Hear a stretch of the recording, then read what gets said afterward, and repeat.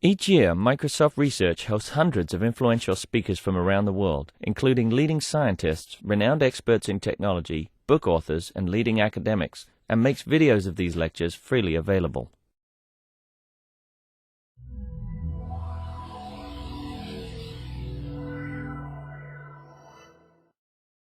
Okay, so we're really happy to have David Schmoys here from Cornell.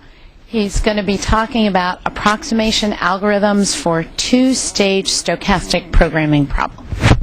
Thank you very much, and thank you all for getting up at the crack of dawn and getting here on time, and that's great. I really appreciate it.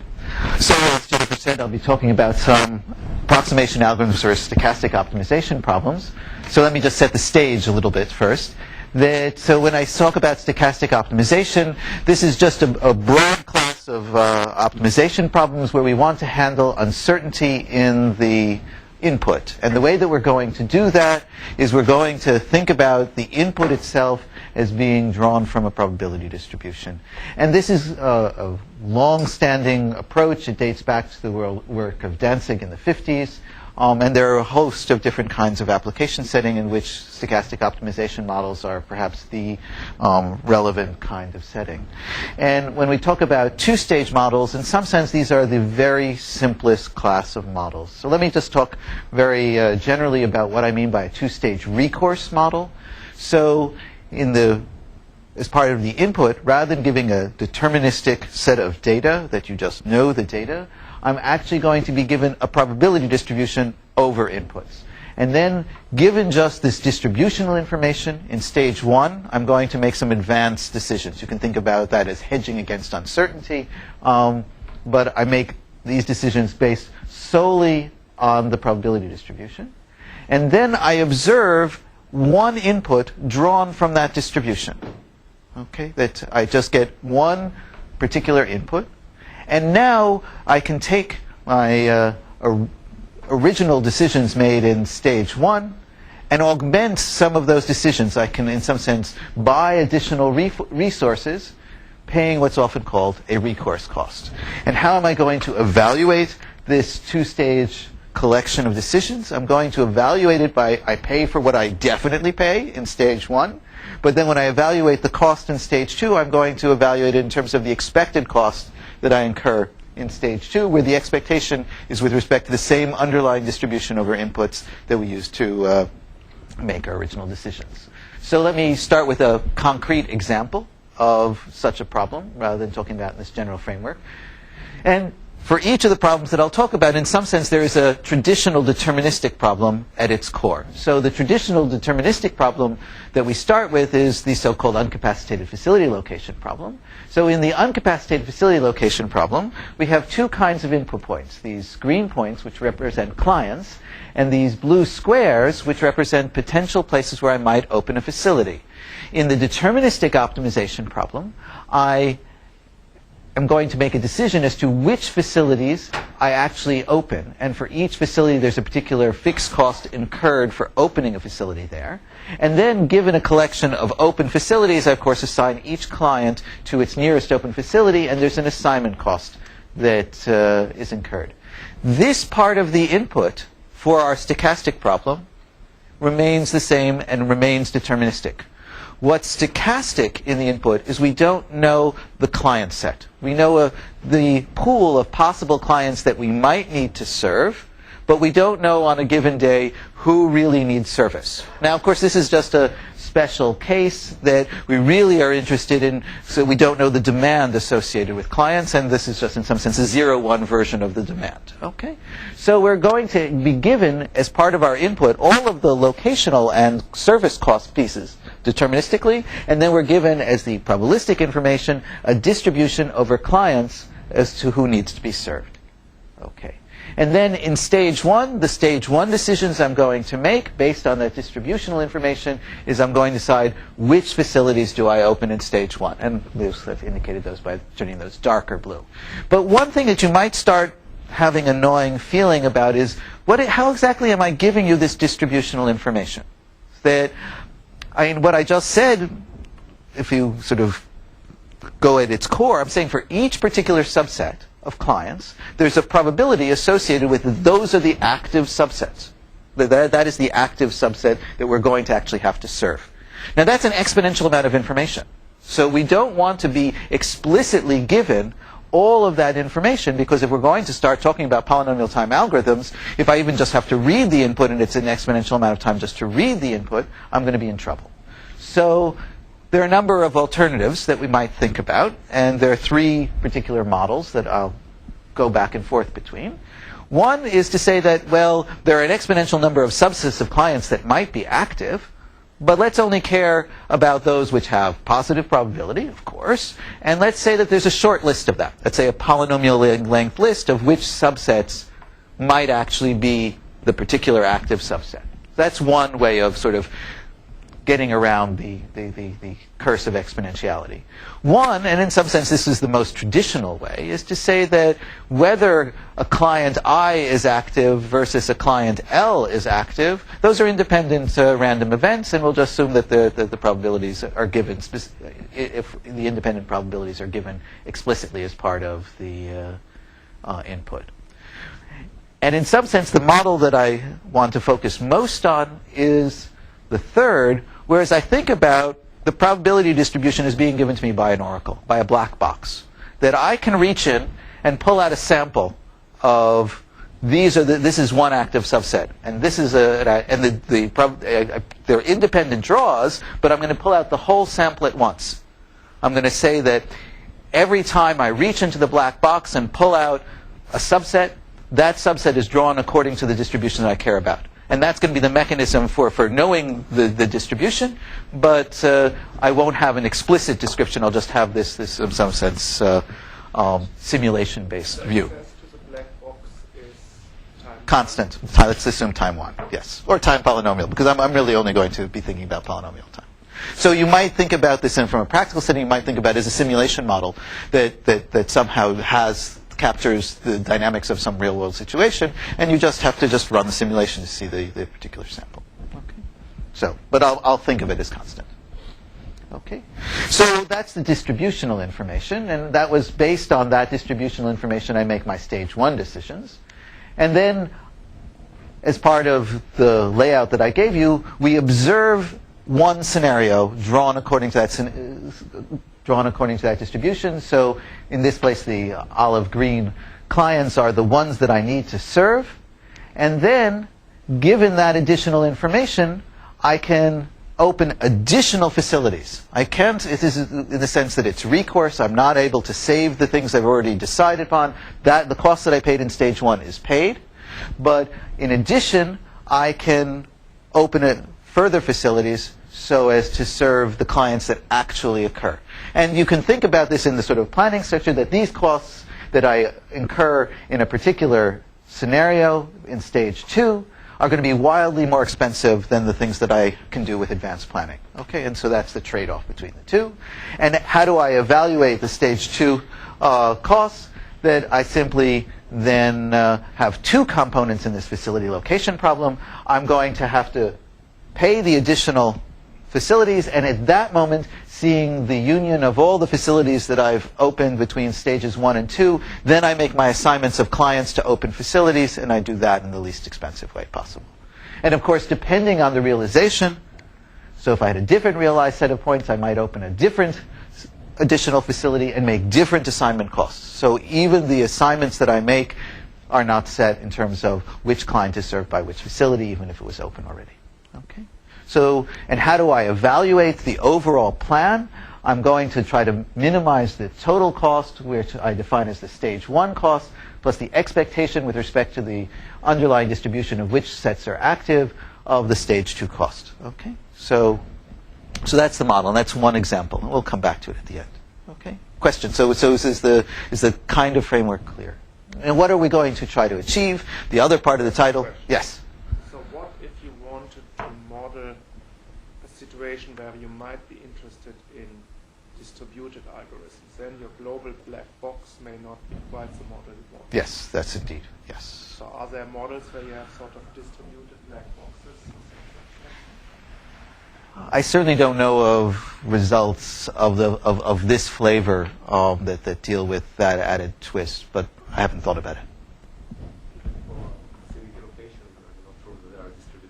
Right. Yeah. True. Okay. So, and now we're taking, but we're back to, although this is a probabilistic model, we're still dealing with a worst case guarantee. I want guarantees.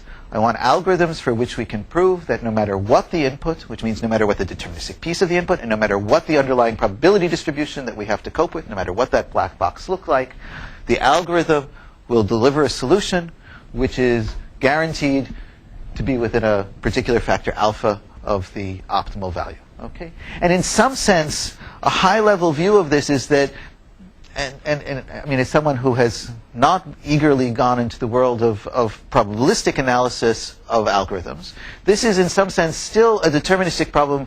The randomization is just a compact encoding of an exponentially large objective function. And we'll see that again more explicitly as we go along. Okay? So that's the goal, is we're going to try to prove results of this flavor. Okay. But you don't have to, you don't have to give us any apologies for probability here. Yes. A lot of us feel very good. Okay. So what am I going to try to accomplish in the next 45 minutes? I'm going to try to give you a flavor for some of the kinds of techniques and the kind of results that have been obtained. And the big message that I want to get across is that, you know, we spent really a quarter of a century and more understanding techniques for the design of approximation algorithms for deterministic problems. And many of those techniques can be lifted to this somewhat more complicated domain with getting interestingly comparable results. And what are, in some sense, the bread and butter techniques that have been exploited in the design of approximation algorithms? Well, the role of mathematical programming relaxations, and in particular linear programming relaxations and LP rounding for taking fractional solutions and producing integer ones. The role of, and again, in using mathematical programming as the underlying engine, the design of primal-dual algorithms and their analysis, and in general, just the role of randomization. Okay, so, and we're going to see all three of those techniques in a variety of settings. And I'm going to focus on 4 illustrative problems. We've already talked a little bit about the facility location problem. We're going to turn next to the set cover problem. We'll talk about a particular scheduling problem, and we'll come to the TSP. And this area was really started in the context of a stochastic variant of the knapsack problem in a beautiful paper by Dai, Stauchi, and Thomasgaard. That appeared in '99. But well, there were various versions. There was a tech report. There was a conference paper. There was a journal version. You know, so late '90s. And this was, you know, greatly spurred on and transferred to the theory community by 2 influential papers of Imorlica Karger, Mirokny, and Minkoff, and Ravi and Sinha. Okay, so let me turn to the stochastic version of the set cover problem. So the deterministic problem, we're given a ground set, a collection U of elements E1 through En, and a collection of subsets of that ground set. Okay, subsets S1 through Sm. Each subset S has its associated weight omega of S. Okay, the deterministic problem, we want to pick a collection of sets that covers all of the elements, the union of which is the entire universe, and we want to do that of minimum total weight. The stochastic version, again, we're going to have this notion of an active element. Do we actually need to cover that element or do we not? And that's going to be determined by the probability distribution.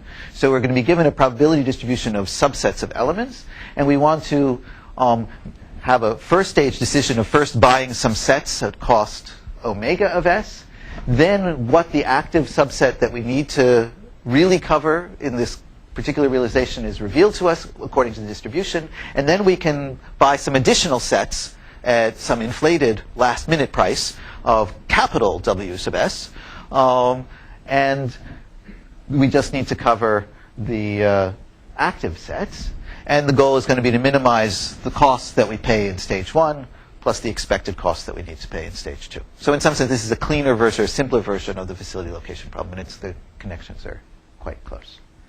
So let's suppose that I have complete information. Let's suppose that I know my distribution. This is what I said, was unfair, and we're going to have an exponentially large object to think about. But as a Gedanken experiment, let's just imagine what is the real problem. So we're given, or not given, a probability P sub A, which is the probability that a particular subset A is active. We're going to have to make two kinds of decisions. We're going to have to make a decision for each set S in our family of subsets. Do we buy that set in stage 1? And we can reflect that by a binary decision variable, x sub S, which can be 1 means I buy it, 0 means I don't buy it in stage 1. And we're going to have to, for every possible realization, or every active set A that might occur as the realization according to the distribution, we're going to have to say, well, what decisions do we make in stage 2? And that I can reflect by binary 0, 1 decision variables, y sub AS, which indicate whether, if A is the active set, do we buy set S in stage 2? Okay, so those are the way we can encapsulate them, an exponential number of variables.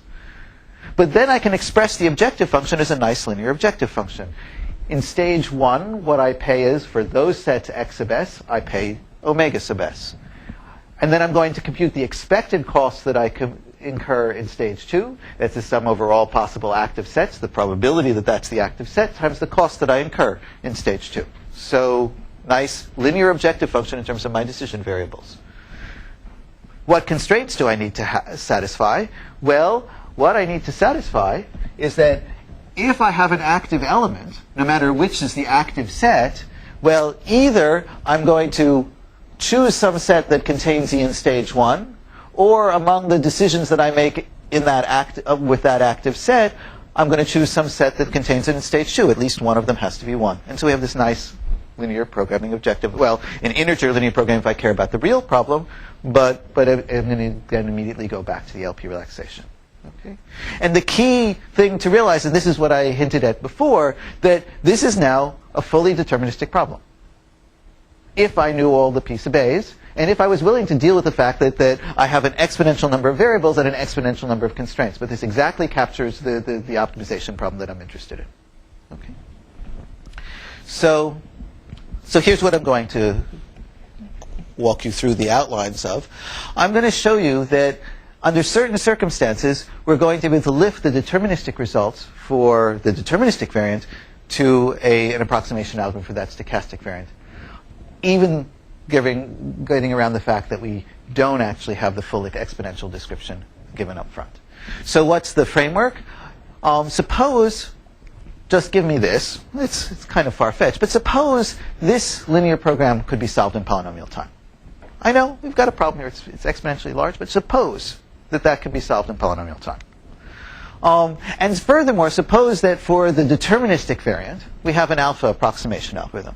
And not just a run-of-the-mill alpha approximation algorithm. It should be an alpha approximation algorithm relative to the natural LP formulation that it is. That, this is the bread and butter of how we're designing approximation algorithms anyway, so that's not a particularly stronger version than just saying that we have an alpha. That's the particular input I. Okay?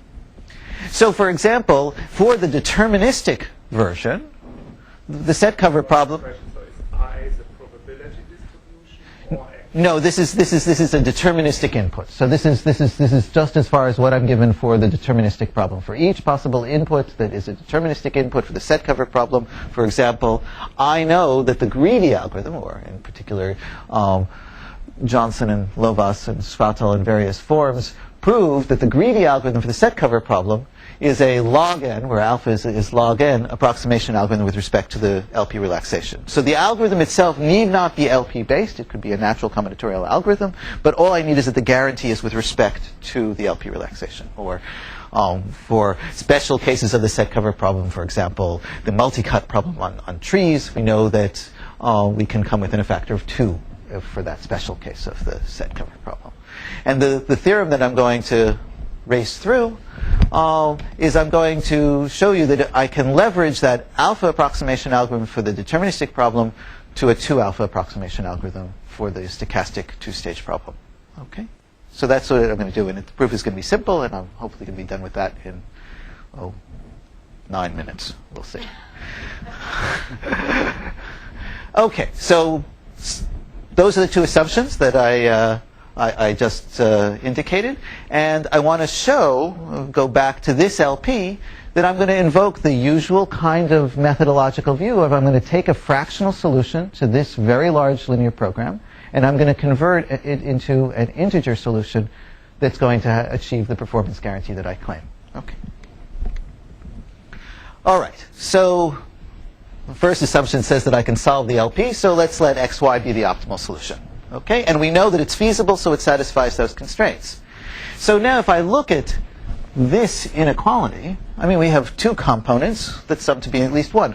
One of those two has to be at least a half. So in particular, for any given element E, either the first part is a half, or for any active realization that contains E, the decision variables of buying sets that contain that element E have to be at least a half in every active realization. Okay. So let's focus on those elements, we'll call them capital E, where the sets that I buy fractionally in my LP solution those elements are at least half covered by the fractional sets that I buy in stage 1. So the LP is indicating a bias towards taking care of them in my initial set of decisions. Okay? So let E be that subset. Okay? My 2 is going to come from the half. This is going to be for the half. Okay?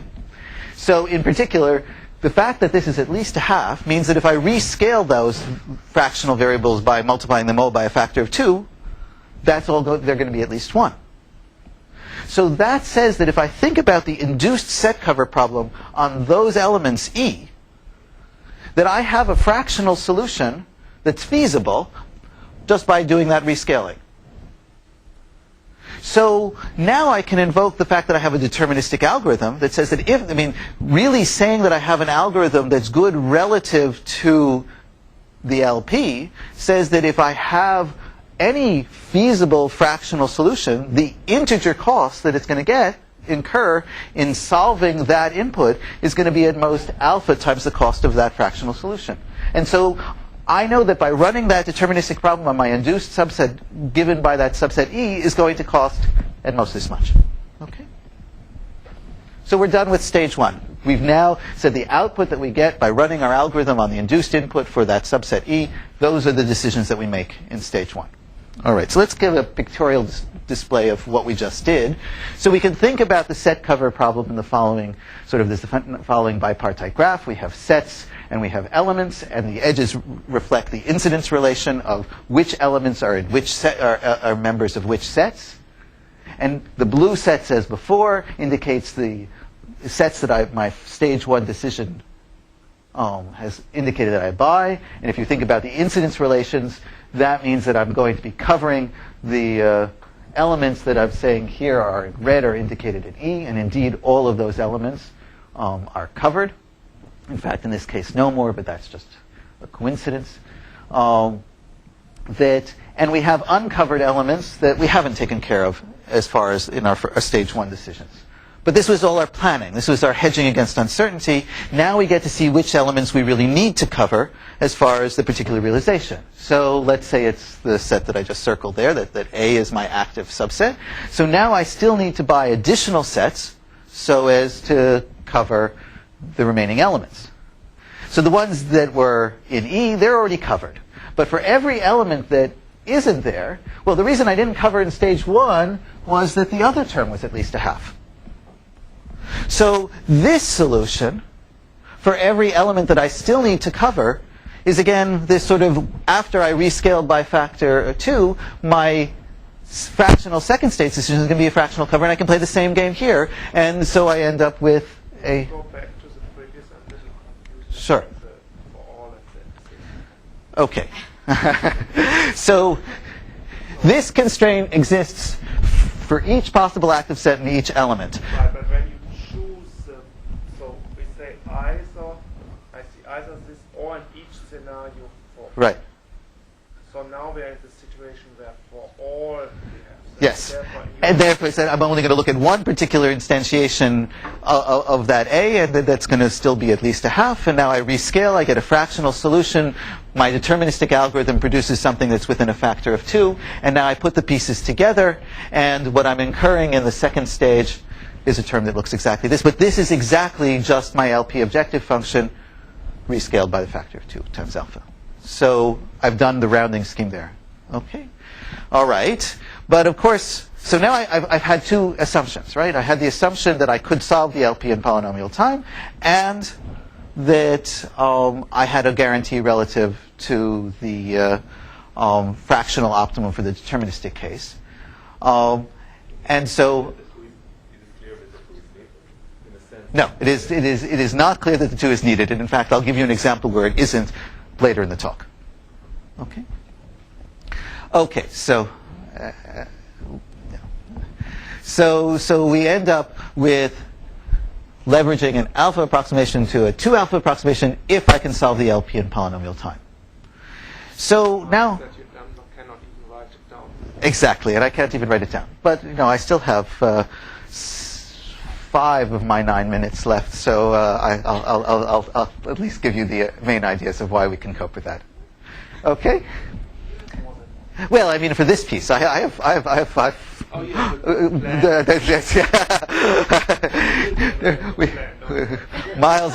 Miles to go before I sleep, and miles to go before I sleep. Okay, so what was the key thing that we needed to extract from the LP? I mean, why did we solve the LP in the first place? What we needed really was just this subset E. That if I have any other way of getting around and getting my hands on what that subset E is, I'm done. Okay, so I don't really need the full solution. So that's the first thing to bear in mind. So I can start by, and this is a fairly standard thing in the stochastic optimization literature, I can start by moving from a LP formulation to a more compact formulation where I only highlight those first stage decision variables. The second stage decision variables are going to get embedded within a more complex objective function. So if I think about the stage 1 decisions, then that's the cost they incur, and I'm just going to embed the second stage cost as a function f. Well, that subfunction f is a linear function on what happens for each scenario A. And so what do I care about in each scenario A? Well, what I care about is minimizing sort of the residual coverage problem. Stage 1 decisions have taken care of a fraction of each element in that active subset, and I need to buy additional fractions of sets that cover the remaining fraction to get it up to 1 for each of the elements in that A, and I want to do that at the minimum cost. Okay? So this is a restatement of the same thing. Nothing changed. But it highlights the fact that the second stage thing is relatively tractable in the sense that each of those functions are nice convex functions of my decision variables x. And so in the end, what I'm left with is a convex objective function over a very simple polytope. In fact, it's just really the hypercube. Okay. So we have a convex optimization problem. And all of a sudden, you should feel a little relieved that, oh, well, convex optimization, that's solvable, right? Well, I mean, in particular, we know that convex optimization,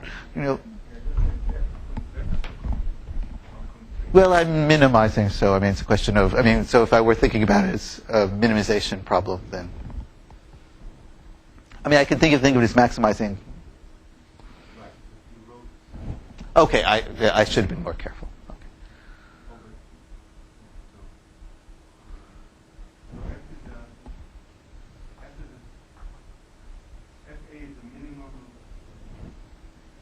I think it's fine. Yeah. Okay. Okay. So what's the end? Well, maybe before I go on to this. So what do we know about tools for optimization problems of this flavor? We know that the ellipsoid method can solve it under certain circumstances in polynomial time. Minimum of linear function is concave, not convex. Minimum of a linear function, right? Is a concave function. A linear function is both concave and convex. So when you minimize, you get a concave function. So it's I'm not. I mean, really, if you sort of think about the iso, so here you've got this polytope, and you think about isolines of the function, whichever you call it, convex or concave, the isolines are bending away. You're going to still have nice properties of optimizing at extreme points and things like that. So, this is a nice, this is a tractable class of. Well, anyway, why don't I go off to a little bit? We can. Okay, so what is, in general, what does the ellipsoid method need in order to solve nonlinear problems of this sort? What it needs is, just as in the linear case, it needs a separation oracle. And we're going to talk about how this comes into play. And I'm going to go back and sort of do a brief summary of what goes on in the ellipsoid algorithm, and we'll see about why this class of optimization problems can be solved. Okay, and what is it? What are we going to get out of this?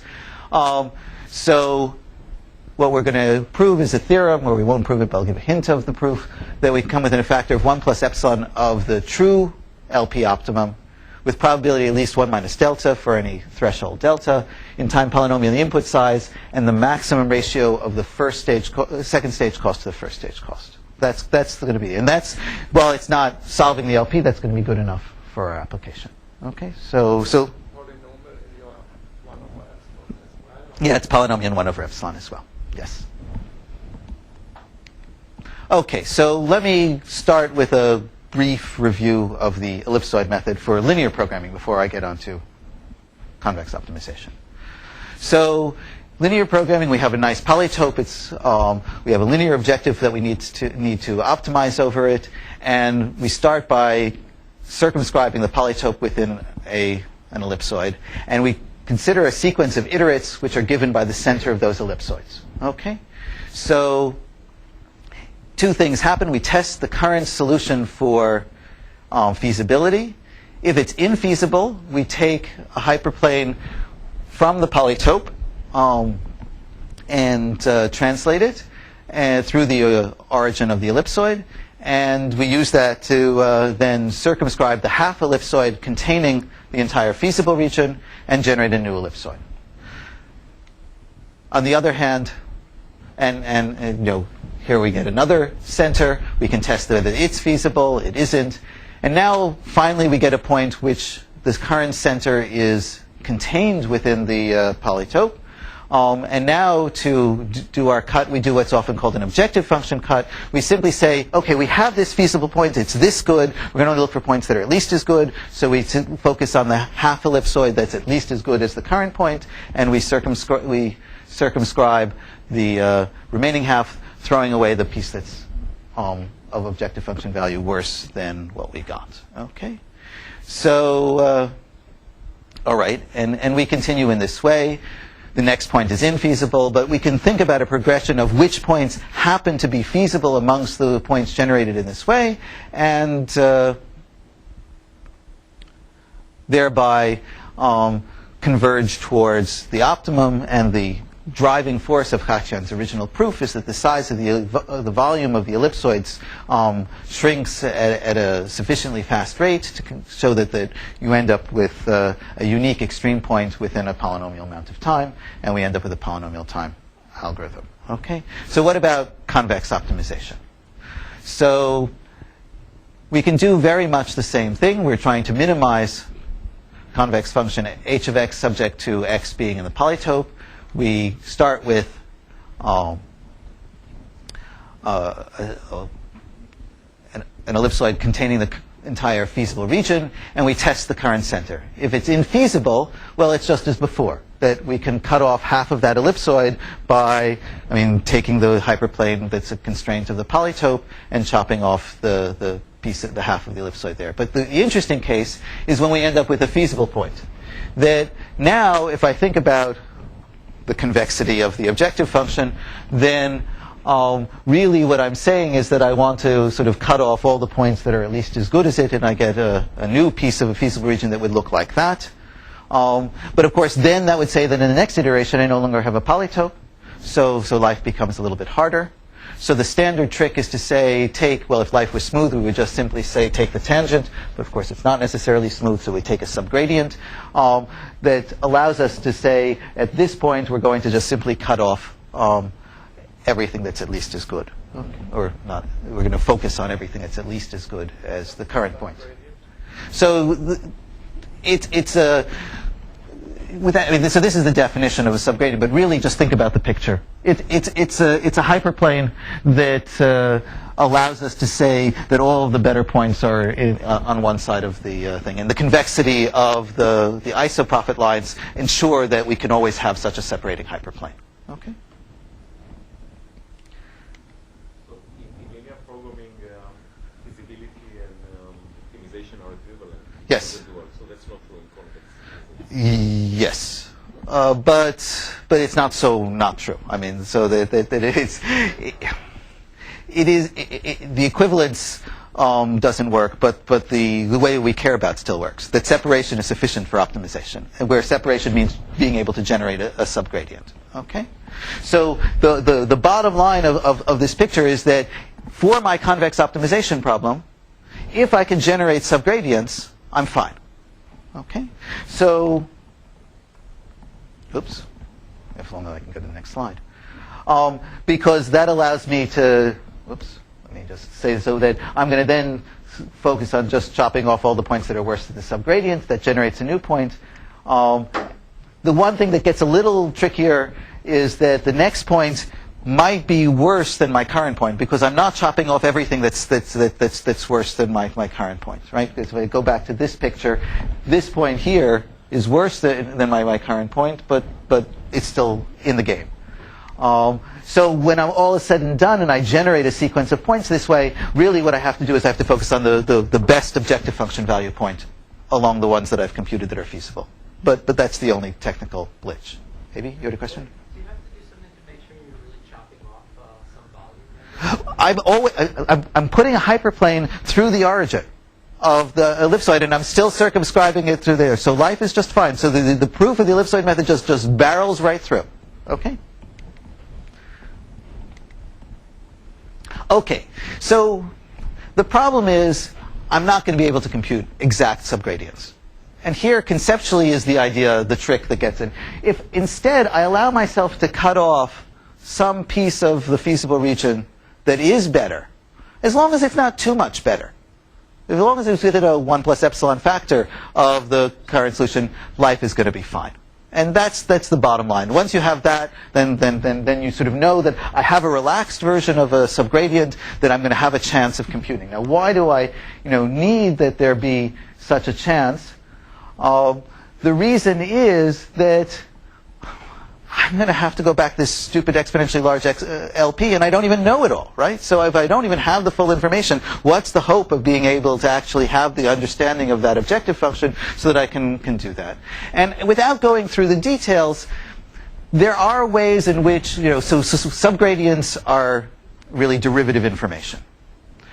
Derivative information are marginal costs. Marginal costs are buried in duals. We know this. So this is just, that. So the bottom line is that if I look at this compact formulation, and I look at sort of the second stage function that corresponds to a given active set, its duals contain subgradient information.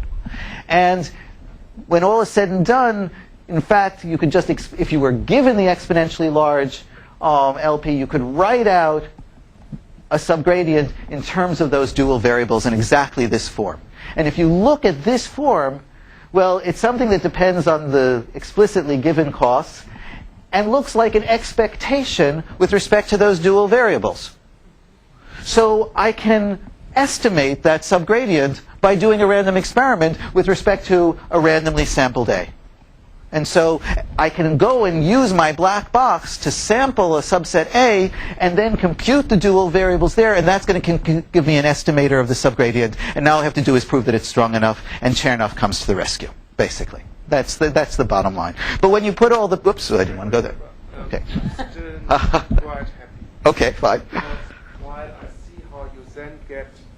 Okay, so this is an exponential. By the way, David, we reserve the room for an hour and a half so that you don't Okay, fine. Answer these questions and not take away from. Okay, fine. your time. Okay. We will run over that. Okay, fine. Okay, that's fine. Yeah. So you have sort of, I see now how you, this ds is an exponential sum, but we don't care because it's actually expectation. You still seem to have in the dual an exponential number of constraints. Not here. So this for all s is not a for all possible subsets. This is for all s's that are in my explicitly given family of subsets according to my cover problem. So this is saying that for each of those second stage decisions, I mean that has an explicitly given w sub s that's part of my deterministic input there. So this is not an exponential quantity. Okay. I know that I'm sort of trying to get away with sort of compressing a lot, but. And for all e, that's just for a given a. Yeah, that's a one element. Yes, right. Where this is. Yeah. So this is for all s and given a. Yep. No. Wait. What is this dA of the equals 0 for all e not in? That's just I'm just explicitly. I'm introducing dual variables that don't actually exist, and I'm telling you that they're 0 just to smooth out the writing of the formulation. It's just a question of what the stage. I mean, in the second stage, FA, that's focused on a particular A, but I want to be able to say that all E's really have a dual variable, but they don't really have a dual variable, so I say that they have a dual variable that's set equal to 0. It's just a notational. Okay, so good. So that means that we can do this program of solving approximately the exponentially large LP and then doing the rounding. Now, the natural next question is say that's a whole lot of work. I mean, forget about, we're running the ellipsoid, we're doing tremendous number of samples just to estimate each subgradient. Why are we doing something, or why aren't we doing something much simpler? So here's in some sense the simple version. And I won't argue that it works, but in fact, we now know it does. Suppose I, instead of working with my true distribution that's given by my black box, I say first, as a first stage, let's simplify that distribution. Let's run the sampling mechanism to get some polynomial number of times, some good number of times, let's just say capital N for now, to get an approximate version of the distribution, just detecting which sets actually occur. This gives me a nicely representable distribution. And then we can solve the LP with respect to that, and hopefully the optimal value, the optimal solution that I get for that sampled LP is good enough as a solution to the true LP. And this is the framework which stochastic optimization has often worked in terms of just pure convergence results. But again, because of different communities that have different perspectives, they hadn't really been focused on polynomial time. And in fact, there's a very nice result of Kleivach, Shapiro, and Hohmann de Milo, which gave a nice bound. It just wasn't polynomial in terms of the kinds of quantities that we were interested in. And what we did after we understood our ellipsoid proof sufficiently is we showed that in some sense you could have two parallel executions of the ellipsoid method. One on the true LP and one on the approximated LP. And you could show that they don't differ too much in terms of what they do, and thereby show a convergence result in terms of the usual polynomial time and leveraging the polynomial time result that we got there.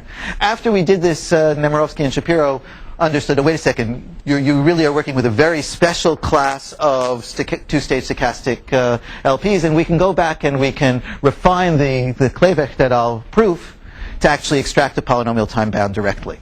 And the result that I like actually the most of this sequence is a really elegant result of Charikar, Chakuri, and Pal, which showed that just sort of straightforward Chernoff technology is allowed to, in some sense, lift an alpha approximation algorithm for the polynomial scenario setting into a 1 plus epsilon times alpha approximation algorithm by just working with the approximate distribution in a more direct way. So in some sense, the whole ellipsoid machinery is now out the window. We don't need it at all. Okay? All right. So that's vignette number 1. I'm a good 10 minutes behind schedule. But let me switch to vignette number 2. Okay? So new problem, same framework. We're still in the mode of two-stage. We're going to still head towards a two-stage stochastic optimization problem, but a different problem at its core. So this is a single machine scheduling problem. I have a collection of jobs, 1 through n.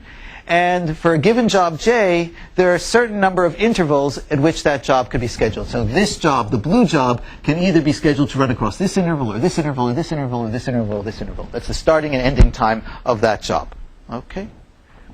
We can only run at most one job at a time on the machine. So the intervals that I actually pick for each job have to be disjoint.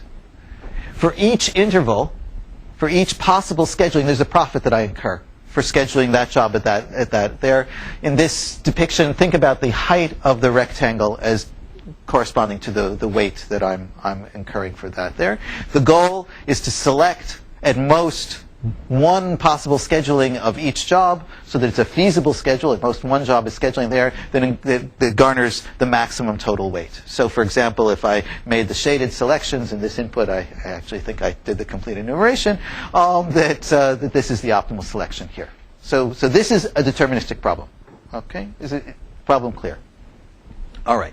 So again, what's known about this problem from the point of view of deterministic optimization is that the linear programming formulation is a great lever for generating a primal-dual algorithm. So we can set up an LP relaxation in much the same way, that for a given time t, we can think about which intervals, which instantiation for each job actually are active there, and encode that by a set t sub t.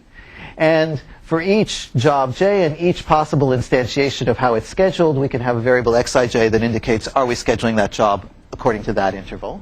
We want to maximize the total weight that we collect. For each possible job that we want to select at most one of its intervals. For any given time, across all possible instantiations that include that time, we better select at most one. And we have non-negative variables. Okay, so this is a standard LP relaxation of the problem. The integer version is exactly there. And Barnoy, Bar-Yehuda, Freudenauer, and Schieber showed a primal-dual two-approximation algorithm for the problem. And so what's the dual? The dual says, well, if you always have one dual variable for each class of constraints. We have dual variables that reflect the value or how much profit we can get out of a given job, and we have how much value is embedded in each particular time. Oops, I went the wrong way. So we want to minimize the sum of those values subject to a certain kind of covering constraints on the weight of those jobs. And the primal-dual algorithm that I just referred to has two phases. First, it constructs a feasible dual solution while building a stack of possible pairs of job interval selections. And then it simply pops the stack, always selecting any pair, taking the next pair if it doesn't conflict with those that you've already selected. And the amortization shows that the dual cost is at most twice the cost of the primal solution that you constructed, or read back the other way, the primal is at least half the dual, and so you have a two-approximation algorithm. So here's a stochastic variant of that. So again, we're going to have a notion of an active set that we don't know which jobs are actually going to be active in advance, but we have a probability distribution of all subsets. In stage one, we're going to choose a subset of jobs that we're going to defer to a subcontractor and say, I'm not going to worry about those. I'll get a finder's fee. It'll be a small amount of money. But for each of those jobs, I get a value omega sub j. And then in stage two, given a realized scenario, I'm going to make a selection among those things which I haven't deferred as to which ones I actually want to collect. And I want to maximize the total expected weight that I select. Okay? So what's the theorem? And this comes back to Yossi's question, do we necessarily have to lose relative to what we can do deterministically, that in fact we can adapt the primal-dual two-approximation algorithm to be a two-approximation algorithm for this stochastic setting with no loss. And I'm going to focus on the polynomial scenario model, so that there only are a polynomial number of subsets of jobs that might actually occur with positive probability. Okay, so is the model clear? And I'm just going to give you a hint as to what's going to be the framework for how we can actually do this. That, well, we can write out a master LP, just as we had for before. We're going to have an LP that reflects for each possible set of active jobs, what are the second stage decisions that I make in that scenario S. And again, I'm just going to get the same kind of linearization of the objective function due to the fact that I'm dealing with just nothing more than the expected value, and I get a more complicated dual. The exact structure, I know it's a mess, it's a big thing, but you don't need to absorb the details. I just want you to have a sense of the kind of structure that's there. And I really wanted to, main thing I wanted to get across is sometimes the algorithms that pop out are going to be really simple. So this is a very intuitive algorithm, given just the nature of what linear programs mean. So what do? Well, for each scenario which occurs with positive probability, there are only a polynomial number of them, we run the deterministic algorithm where the weight that we get for scheduling a job in this interval is the second stage weight rescaled by the probability of A. That's in some sense the expected contribution overall to the objective function if I actually make that selection. Now, the primal-dual algorithm constructs a dual variable associated with that active scenario and that given job. That's in some sense, in that scenario, what's the expected contribution of that job to the overall picture. For stage one, the decisions I make is I simply compare what's my finder's fee versus the sum over all possible scenarios that the marginal dual variable is generating for me. Which is better? If the finder's fee is better, that's what I'm going to do. I'm going to defer that to a subcontractor. If the dual variables indicate that the profit is to come in the second stage, I defer it to the second stage. And then stage two simply says rerun the primal-dual algorithm for the scenario that I happen to get. So very natural use of LP information. And why does it work? Well, in some sense, and this is the driving engine behind a lot of solution methodology in stochastic two-stage problems, is that the duals have a nice decomposition structure, that you essentially have decoupled pieces of linear programs that correspond to each of the different scenarios, the different realizations, that are then coupled together by these covering constraints. And what do we do in a primal-dual analysis? We try to construct a dual solution and a primal solution that are within a factor of 2 of each other.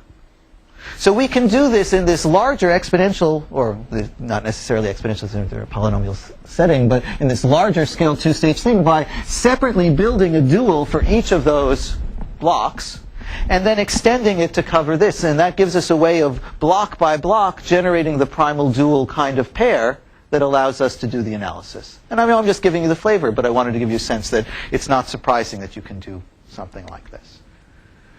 What about the black box model? You can do something just very much like the Charikar-Chakuri-Pal, where now you're going to sample from your black box some number of times, and that's going to allow you to do sort of an approximate selection rule, that you won't worry so much exactly whether or not the first stage versus what you see on your sampled set of second stage, but you're going to do more or less the same thing.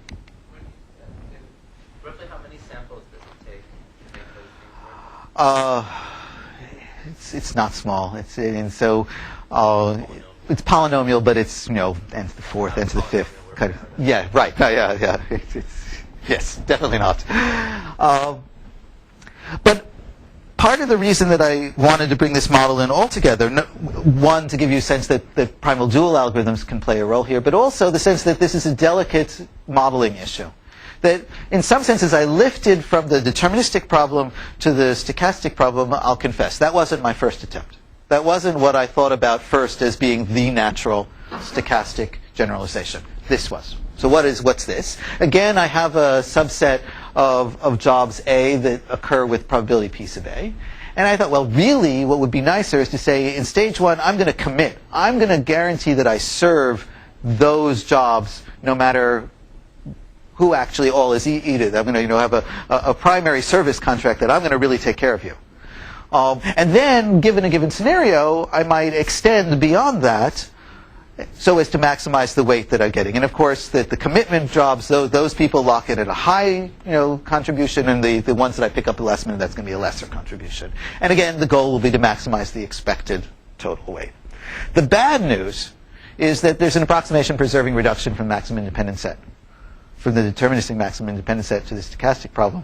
And so, anyway, that we can hope we're never going to do anything that's within a polynomial factor of optimal for the stochastic problem. So we get a very strong inapproximability result to contrast with the deterministic setting. Okay, so that there are substantial modeling issues. Okay, so that was second vignette. Third vignette, last one. I want to back off a little bit from the two-stage setting, in that there's going to be, this is essentially going to be a two-stage model where there really is no recourse. For the two things that we talked about, you took additional actions of spending additional money so as to do something in stage two. Here, everything's going to be locked in advance. So this is a notion of a priori optimization. Again, you're given a probability distribution of inputs. In advance, you compute a master plan that's good for all possible scenarios that might occur. But in real time, you adapt that master plan for the given realization to the scenario. Okay. And what you're going to introduce is minimizing the expected real-time cost. Now, that probably sounds really vague, and you don't understand a word of it. So let me make it concrete. So let's go to the traveling salesman problem. Deterministically, I give you a set of points, and I want to compute a tour that includes each point of minimum total cost. So what's the a priori version of that? I don't know which points in advance I need to serve. But I'm still going to compute a tour of the entire set. And when I get an active subset, what I'm going to do is I'm just going to shortcut the tour to that active subset so as to generate the tour there. So in the a priori TSP, we're given deterministically the input points, and we're given a distribution over the active sets. And we want to compute one tour tau to minimize the expected length with respect to the choice of the active set of the shortcut tour. So what exactly do I mean by shortcut? So imagine, again, this was the tour that I computed before, and that those red points are active. What I simply do is I just leave off. I walk around the tour in the cyclic ordering that I produced, but I just skip the points that I don't need to go to. Okay? So a priori, I've made this master plan, and it embeds a solution for all possible active sets. I don't quite understand. Is your traveling salesman problem embedded in 2 dimensions? No. So how But a feasible solution is a cyclic permutation for the TSP, and I'm just simply going to so if you think of it, as it's the least power L of the. Okay, fine, good, okay, okay. Now, one thing to bear in mind, that even though I started with the optimal tour, you can trust me, it was the optimal tour for the full set, the shortcut version of the optimal tour to a subset is not necessarily optimal for that subset. Okay, so we have to draw the distinction. And this notation is simply saying, take the tour tau and shortcut it according to that subset A. Okay? Okay. So now the a priori tour, a priori TSP, is to find, given the distributional information, a tour tau star such that I minimize the expected cost of shortcutting. Okay? And in the world of approximations, of course, what I'm interested now in is in polynomial time computing a tour which is guaranteed to be within a factor of, let's say, of rho of the optimal value. In this world, unfortunately, I don't know an equally strong result for either of these two things. I'm going to talk instead about sort of the more traditional model where we have independent activation probability. So for each point, I, we have a probability p sub I. It's the probability that that point is actually active. Okay? How the heck are you going to solve the NP-complete problem of the expected cost TSP? Sorry, say that again? So the TSP you get by looking at this expected C of T. Mm-hmm. It's still NP hard. Oh, yes, because it includes the case that PIs are all 1. Right. So, yes.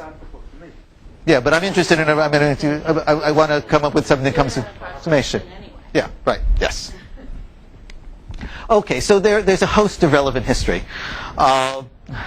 which, first of all, the whole notion of a priori optimization, and in particular the a priori TSP, dates back to the PhD thesis of J.A. and Bertsimis at MIT in the mid-'80s. And we're going to see that from the technical tools that we're going to use, that this will actually connect in strongly with a collection of deterministic network design problems that were the first of the flavor was introduced by Karger and Minkoff. But really what we're going to leverage is an algorithm for a deterministic problem, which was for the so-called rent-or-buy problem by Gupta, Kumar, Pal, and Roughgarden, which, while it has a recent date, that's the journal version, and the original version, Fox or whatever, was 2002 or 2003.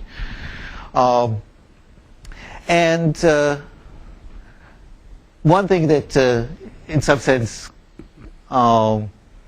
is relevant to this discussion is that there's a closely related problem that we're measuring any tour as an expectation over possible realizations of a subset. One could take a more pessimistic view and say that, no, you want it to be good for every possible subset. That you want one tour that no matter which subset you shortcut, that you get. And this is what's known as the universal TSP, and there have been a number of recent results on that. And the bottom line from that work is that, well, life is okay, that you can get a polylog approximation. It's not so okay in that there actually are seventh root of log n lower bounds on the performance ratio that can be achieved, even from an information theoretic point of view, no little about a complexity point of view. So in some sense, by going to the stochastic world, the bottom line is going to be that we're allowing a more forgiving objective, but we're able to get much crisper results. So again, the main thing I want to get through is sort of the simplicity of an algorithm that actually works. So here's a simple algorithm. So draw one sample according to your distribution. So that is, for each point I, flip a pi, 1 minus pi coin, and there. It's one sample. Build a minimum spanning tree on that sample. And for every node that isn't in that sample, connect it to the nearest point that isn't tree. And then do a standard TSP approximation, then build a double tree, walk around the outside of the tree. And I'll give you an example to make that clear. And for the time being, for this discussion, I want to make a simplifying assumption that assume that there exists one node which is always active. I mean, just in terms of how the input distribution is. It's not a big deal that we can do.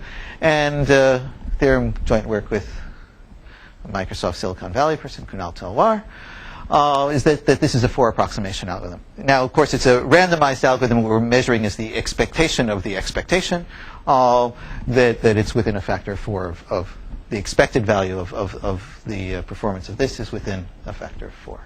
Okay. So let me just make sure the algorithm's clear. So same input set of points. Suppose that S is the sample. The red points are now the ones that I drew according to my one sample. The dark edges indicate the minimum spanning tree that I built on them. And for every other point, we just hook it into the nearest point in the tree. And then this so-called double tree just merely walks around the outside of that tree. But of course, we don't know to go to every node multiple times. So we just then shortcut it. And that gives us the tour. So that's the tour that's generated by the algorithm. And that's within a factor of 4. Now, I'm not going to, it's the end of the talk, and I'm not going to go through the analysis. But what I want to show you is that the analysis this is the whole proof. I mean, there isn't anything missing from beginning to end. That end at the end, you end up showing that the expected value of the cost of that tour is within a factor of 4. And really, it's shockingly simple. But to do a 10-minute proof at the end of an hour is not a good design structure, so I'm not going to do it. But the main thing is that it's really kind of clean. And there are sort of 2 footnotes that this was a randomized algorithm. What's the connection to the rent-or-buy problem? Well, that algorithm, go back. This algorithm is really the same algorithm. This is the Gupta et al. Algorithm of the rent-or-buy problem. It's a different problem, different objective there, but it's the same algorithm. And if one sort of focuses on one particular piece. Can you explain that a little bit more? So, yes. So yeah. So rent-or-buy means that you either have the option of purchasing edges in a network or renting them at the amount of traffic that you do. The spanning tree you buy, the leaves that you hook in you rent. And what you're trying to do is minimize the net cost. The rent in the rent or buy issue, the rental cost is always proportional at the same rate of proportionality to the buying cost, and in effect what they do in running their algorithm is they have a probabilistic selection which is inversely related to that ratio, and that determines what's the bias between renting and buying, and that's where the whole analysis comes in. But so that comes in terms of my probability. I mean, so that inverse relation is the probability of selection, which is what I used in terms of running the algorithm itself. Yes. And the good thing about having been leveraged on top of work on the rent or buy problem is that that randomized algorithm has been de-randomized, and we can just lift the technology with there are a few more wrinkles, and you lose another factor or two in the approximation guarantee, but you can de-randomize this randomized algorithm to prove a constant deterministic guarantee, even though the original algorithm is randomized. And also that the second footnote is that I really can get around this condition that the problem was in some sense rooted, and that we don't need that root. Let me come back to where I started. So the stochastic two-stage facility location problem is a problem that falls exactly in the kinds of classes that we talked about. I can write out an LP in exactly the same way that I did for many of the problems that I've talked about. It has all the pluses and minuses of the problems that I've talked about. But now, each of the techniques that I talked about actually can be applied to get results for this problem. We can do LP rounding in exactly the spirit of what we did for the set cover problem, and do it. There's an analog of the single sample algorithm that's due to Gupta, Palrabi, and Sinha. In the polynomial scenario setting, Kamal's primal-dual algorithm can be lifted to a primal-dual algorithm for the stochastic variant.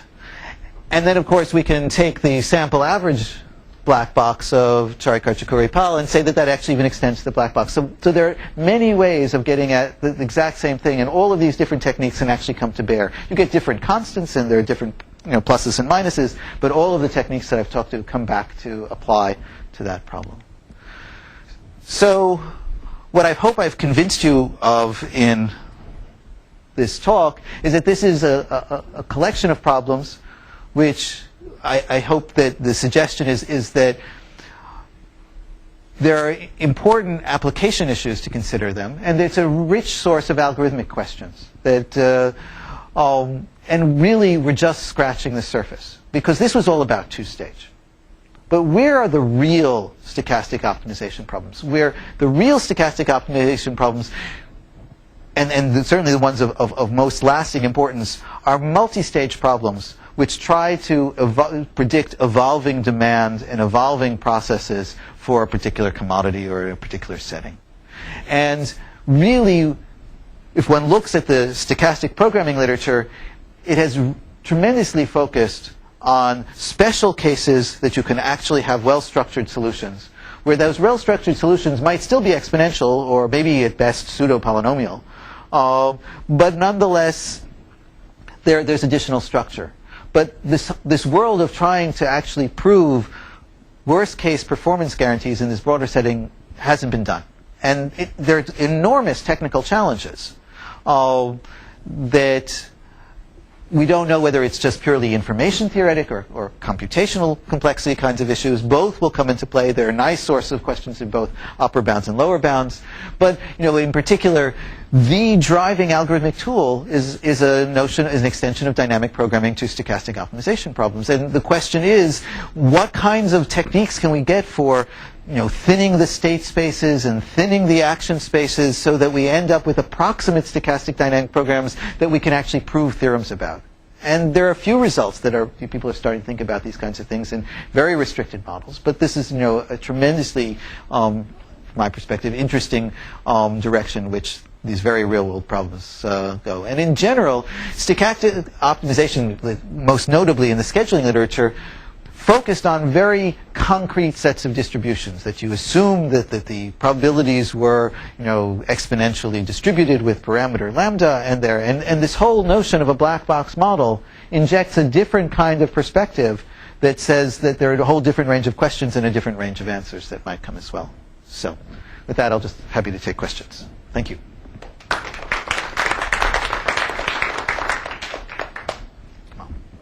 So let's go back to the set current specification problem. So you are looking at the economics on the supply side, on the demand side. But in practice, I'll give you a specific example where the economics of the demand side may also be important. For example, let's say we are planning to open data centers here or there. Demand will materialize tomorrow in, let's say, China and India. If we don't have data centers there, then there is a penalty to us for not serving Chinese and Indians from a local data center. And so in general, one can frame a problem like this. You have you pay certain costs to open certain facility today, and then set cover whichever version you want to take. And then the demand materializes. The customers who are not serving, you have to serve them in the second stage, but there is also a penalty for not serving them in the first stage a priori, because it will take some time to install facilities, and they're not going to wait a year for us to start. So are there like results on stochastic optimization when they economics on the demand side? Not that I know of. Certainly not in that setting. But no, I don't know of any. It's a nice question to think about, but I don't know of anything.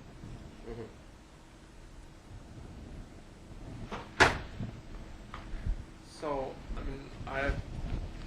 so when you look at these sort of traditional optimization problems, while we sort of often only have guarantees that they run in time into the, 11 and then go down slowly, in practice they work very well, right? There are whole companies which run CPLEX and stuff. Right. And in practice we really would like algorithms that run sort of in linear time or something like that. So is there any hope or maybe even understanding whether some of these algorithms would work in practice better than some power, which probably we can't even estimate quite at this point? There's certainly no question that the sample average approximation is a much stronger approximation than we can prove.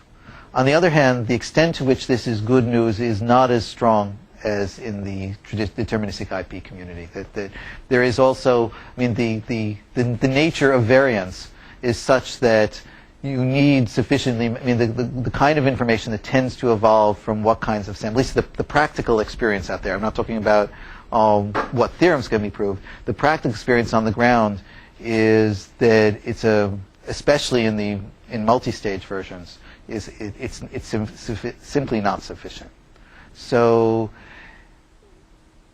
it's a more tenuous situation. We don't. The big answer is we don't know, right? That's, but there are examples. Okay, if we talk about opening data centers and stuff, we have some time to calculate. But we may also think of sort of matching advertisers to ads in sort of online search. Then time is sort of that I bet. So in that context, I think there are strong things that can be done. Actually, the question is how well structured your problem is. There we have. We may have sort of very nice, but there, okay, we will not be happy with the 5 approximation because if I tell Microsoft you lose 4% of your money, they will not be that happy. Right, but the question is, what's the benchmark? On the other hand, if you think about sort of the ad matching, there's this very celebrated result about the AdWords and the kinds of constant factors that you can do, and you can ask whether a worst case model is the right model. I would tend to think no, it's not. That we actually have very good historical information. We're collecting second by second tremendous amounts of information, and we're not using that at all. And so this sort of data-driven approach to trying to you're going to be able to prove stronger guarantees for the same kinds of greedy algorithms that are being used in an online competitive analysis, and actually get, and maybe you won't learn anything. Why do we do theory, right? So at least from my perspective, we do theory because we try to abstract models that give us insights into designing algorithms that work well. And that one thing that you can come out of that is that an algorithm that you already know works well, you can actually prove from some setting that it works well. So one thing that might come out of a stochastic analysis of the kinds of greedy things that we know from at least a worst case perspective aren't too bad is that our analysis is stronger when viewed from the stochastic sense than we can from the worst case sense.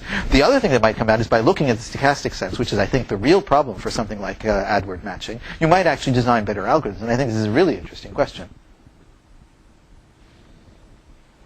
you had a question, but so you show the general result that if you're given an alpha approximation, you can get it to 2 alpha. You show a case that the 2 is not needed, and you get 2 approximation and get 2 approximation. But I guess that there are problems that that you can show a lower bound. Well, for example, I mentioned this one of this different extension of the stochastic one, where not only does the LP not give strong enough bounds of what you could do, but you can prove an inapproximability result based on complexity assumption. There's no basis for doing the stochastic generalization. If you have an approximation, you have an alpha approximation.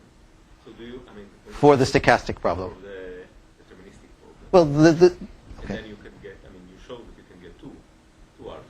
But for some problems, for example, for the second variant of the 2-stage scheduling problem, for the deterministic variant there was a 2, and yet there's a hardness result of n to the 1 minus epsilon for every fixed epsilon, because there's an approximation preserving reduction from independent set. Because life is delicate, right? Because one is first of all, anytime you just go from minimization to maximization, you have to think twice, right? That there are issues that can come into play. The alpha versus 2 is really for a set covering basic kind of structure, and you can sort of go to fractional covering kinds of issues and that, but it's limited to a class of problems, and